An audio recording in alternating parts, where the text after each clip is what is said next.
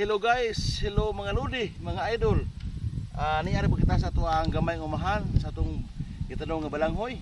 O daga nagsagbot ato ni surguhon. So basta weekends o mga holiday tanom tag mga lagot mon sa umahan.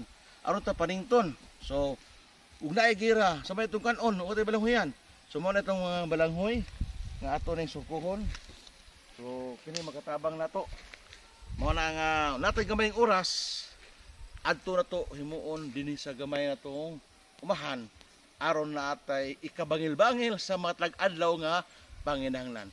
So thank you guys for small farmland.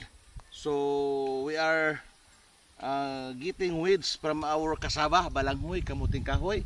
So if you have weekends, holidays, we are spending our time sa ato ang gamay umahan kay ikabangil-bangil sa atong mga panginahanglan matag adlaw sa atong kay this is na organic nga kasaba.